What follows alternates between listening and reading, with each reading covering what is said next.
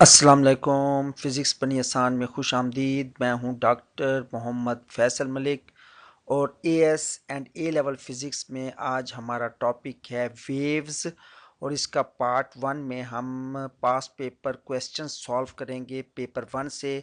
जी start करते हैं। जी इस क्वेश्चन में ये पूछा गया है कि एक प्रोग्रेसिव वेव है जिसकी फ्रीक्वेंसी 1.5 किलो हर्ट्ज़ है और उसकी स्पीड 340 मीटर पर सेकंड है।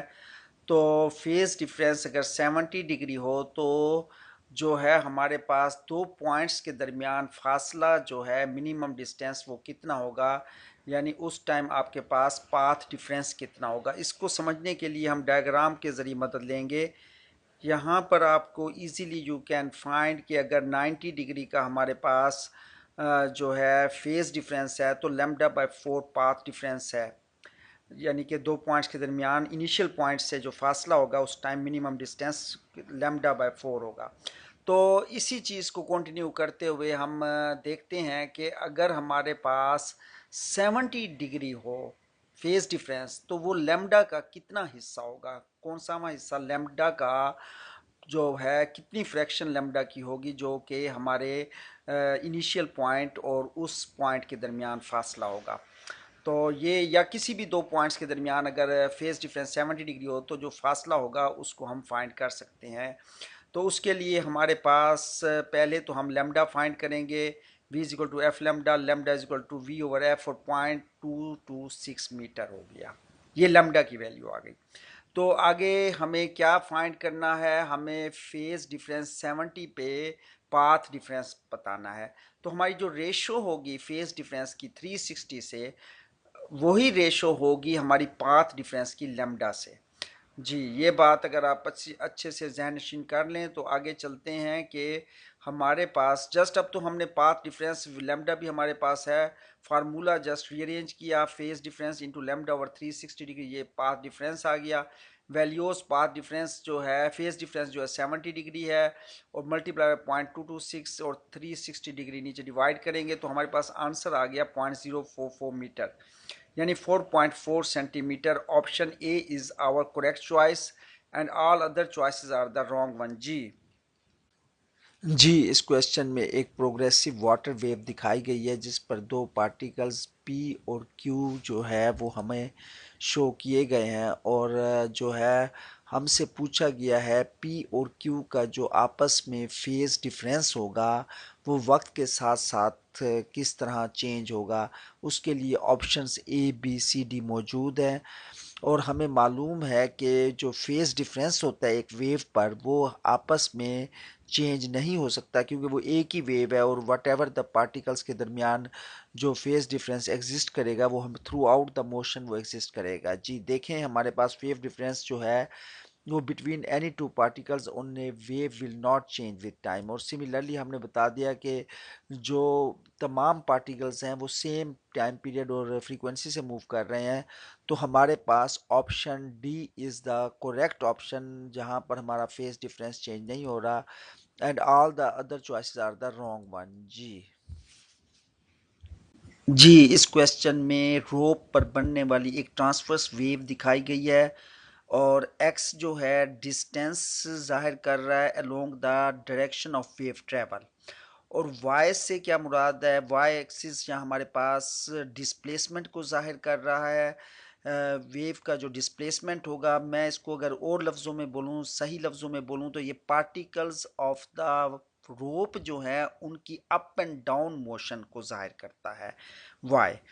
तो एनीवे उसने हमें बताया हुआ है कि पार्टिकल की जो पोजीशन पी पर जो पोजीशन है पार्टिकल की वो जो at instant of zero time उसने शो की है और वो कहता है कि फ्रीक्वेंसी 0.5 हर्ट्ज है और हमने बताना क्या है, हमने बताना है position of P at time is equal to 1 second.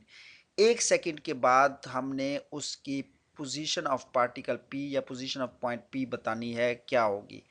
We know very well कि यहाँ पर हमें फ्रीक्वेंसी चाहिए जो कि गिवन है, फ्रीक्वेंसी 0.5 हर्ट्ज है और टाइम पीरियड होता है the time required to complete one vibration जो है 1/f होता है।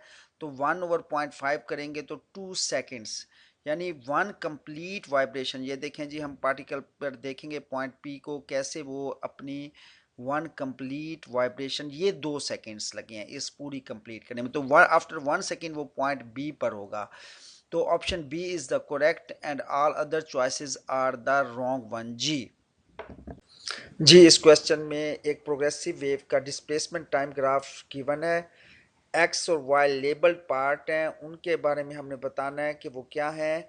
तो एक्स हमें मालूम है कि maximum displacement from the mean position is called the amplitude, तो वो हमारे पास एम्पलीट्यूड होगा। और वाई के बारे में हमें पता है कि अगर हम गौर से देखें, ये मैंने 1 और 2 बनाए हैं एरोस के साथ पाथ। तो number 2 path is going to follow the path 1, यानी कॉपिंग द पाथ 1। और जहाँ पर वो वेव के अंदर एक कंप्लीट वेव के बाद वो अपने पाथ को कॉपी करता है, तो उतना हिस्सा वो वेव लेंथ होता है। तो ये जो हमारे पास y है, ये हमारे पास वेव लेंथ होगा। तो option A is correct and all other options are the wrong one जी। जी, इस क्वेश्चन में एक स्ट्रेस स्ट्रिंग में वेव लेफ्ट टू राइट चल रही है और उसकी वेव शेप को हमने डायग्राम में at any instant of time पे दिखा दिया। हमसे पूछा यह गया है कि पॉइंट्स 1, 2 एंड 3 जो वेव पर मेंशन किए गए हैं, इनकी वेलोसिटी की डायरेक्शन क्या होगी। तो जैसा कि हम जानते हैं कि वेलोसिटी की डायरेक्शन जो पार्टिकल्स ऑफ द मीडियम है, वो अप एंड डाउन मूव करते हैं, लेफ़्ट और राइट मूव नहीं करते। जो ऑप्शंस हमें ए बी सी डी में मौजूद हैं, उनमें लेफ़्ट डायरेक्शन या राइट डायरेक्शंस का कोई इन्वॉल्व नहीं है, तो वो ऑलरेडी रॉन्ग हो गए। तो हम देखते हैं कि करेक्ट चॉइस क्या होगी। तो उसके लिए हम देखते हैं वन से जो प्रीवियस पार्टिकल है दैट इज़ मूविंग डाउनवर्ड, तो one will follow the path of the previous particle. Similarly, the particle before the two will move up, is moving upward. तो हमारे पास जो है particle two will follow the path of जो है इसके जो प्रीवियस पार्टिकल है उसको फॉलो करते हुए दैट विल मूव अपवर्ड। और इसी तरह हमारे पास जो 3 है उससे पिछला पार्टिकल डाउनवर्ड मूव कर रहा है, तो 3 will follow the path of the previous particle, then it will also move downward. तो हमारे पास जो ऑप्शन मौजूद है, ऑप्शन डी, वो फुलफिल कर रही है ये रिक्वायरमेंट। तो option D is the correct and all other choices are the wrong choices जी। जी, बड़ा आसान सा क्वेश्चन है। Which statement about longitudinal wave and transverse wave is not correct. इनमें से कौन सी करेक्ट नहीं है। तो उसके लिए हमारे पास options A B C D मौजूद हैं। ऑप्शन ए में लिखा गया है both waves can be polarised. जी, यही ऑप्शन ही एक्चुअली ऐसी है जो करेक्ट नहीं है, क्योंकि हमारे पास लॉन्गिट्यूडनल जो वेव्स हैं वो पोलराइज्ड नहीं हो सकती। उसके लिए हमारे पास ट्रांसवर्स वेव ही सिर्फ पोलराइज्ड हो सकती हैं, लॉन्गिट्यूडनल वेव नहीं हो सकती। तो option A is the not the correct. तो ऑप्शन ए जो है हमारी ऑप्शन सही है इस टाइम, और all other are the wrong one जी। जी, ये क्वेश्चन है two progressive waves meet at a point which condition must be met for the superposition of the waves to occur. जी, सुपरपोजिशन के लिए ऑप्शन डी को देखते हैं। सबसे पहले हम the waves must meet in phase, ज़रूरी नहीं, अगर आउट ऑफ फेज होंगी तब भी वो सुपरपोजिशन हो सकती है, नॉट नेसेसरली इन फेज। तो ऑप्शन सी में है the waves must be travelling in opposite direction, नहीं, सुपरपोजिशन सेम डायरेक्शन में भी हो सकती है। तो ये ऑप्शन डी और सी तो होगा इनकरेक्ट।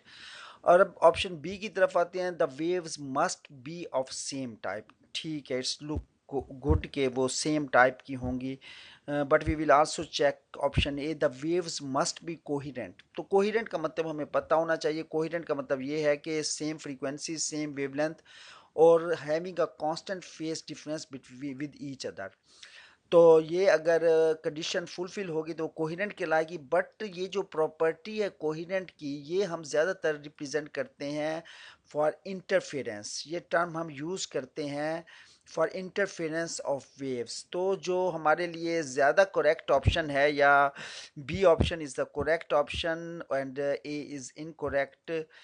तो जी,